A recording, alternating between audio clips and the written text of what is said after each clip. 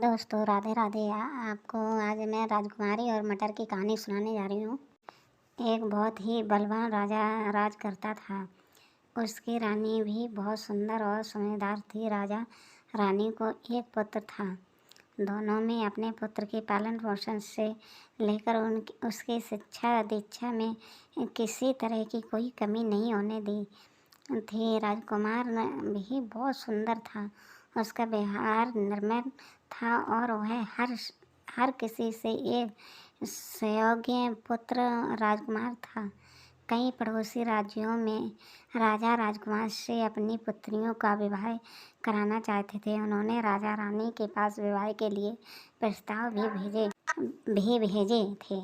वहीं राजा रानी चाहते थे कि उनके राजकुमार का विवाह किसी सुंदर, समझदार और संवेदनशील जैसी राजकुमारी से ही हो, जो हर तरह से उनके पुत्र के लिए योग्य हो। राजा ने अपने राजकुमार को उन राज्यों में भेजा जहाँ से उसके लिए विवाह के प्रस्ताव आए थे। राजा चाहते थे कि राजकुमार खुद उन राजकुमारियों से मिले, उन्हें समझे और अपने लिए एक पत्नी के चुनाव करे। राजकुमार ने भी अपने माता पिता की बात मान ली। वो कई अलग अलग राज्यों में गया और वहाँ के लोगों और राजकुमारियों से मिला, लेकिन फिर भी उससे सभी राजकुमारियों में से कुछ न कुछ कमी मिल जाती थी। कुछ ही दिनों में राजकुमार वापस अपने महल आ गया और वह उदास था। मन ही मन सोच रहा था कि शायद उसके भाग्य में पत्नी का सुख नहीं।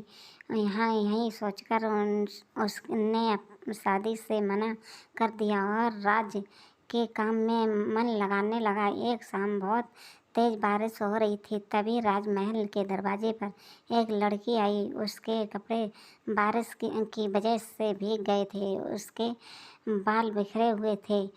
वह पूरी तरह से अस्त व्यस्त नजर आ रही थी। उसने दरवाजे पर खड़े सैनिकों को बताया कि वह एक पड़ोसी राज्य की राजकुमारी है जो बारिश की वजह से यहाँ पर फंस गई है। ऐसे मौसम में वह अपने महल नहीं जा सकती, इसलिए वह यहाँ पर शरण लेने के लिए आई हुई है। लेकिन उस लड़की की हालत देखकर उन्हें यकीन नहीं हो रहा था कि वह कोई राजकुमारी है। उन्होंने राजा रानी को उस लड़की की बात बताई।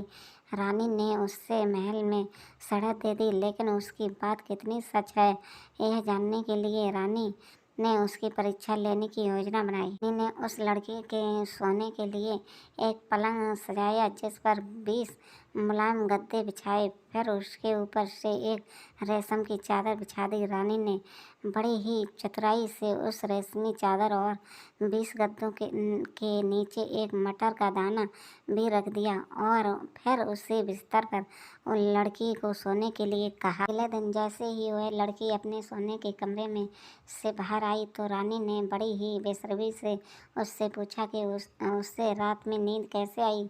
इस पर उस लड़की ने कहा वह पूरी रात नहीं सो पाई, उसे उसके बिस्तर पर कुछ चुभ रहा था। यह सुनकर रानी को यकीन हो गया कि वह लड़की सच कह रही है, वह कोई राजकुमारी है। तभी उसे 20 गद्दों के नीचे रखा एक मटर का दाना भी चुभ रहा था और वह बहुत ही संवेदनशील राजकुमारी भी है। रानी ने उसी वक्त उस राजकुमारी से अपने राजकुमार के विवाह निर्णय कर लिया। राजा रानी खुद उस राजकुमारी को उसके राज्य में छोड़ गए और वहाँ पर जाकर उन्होंने उसके राज्य पिता से शादी का प्रस्ताव भी रखा। उस राजकुमारी व उसके पिता ने उसे स्वीकार कर लिया और राजकुमार और राजकुमारी का विवाह करवा दिया। कहानी से हमें यह सीख मिलती है, किसी व्यक्ति को किस तरह परवरिश मिली है इसकी झलक उसका व्यवहार सब बताता है। दोस्तों हमारी वीडियो अच्छी लगी हो तो लाइक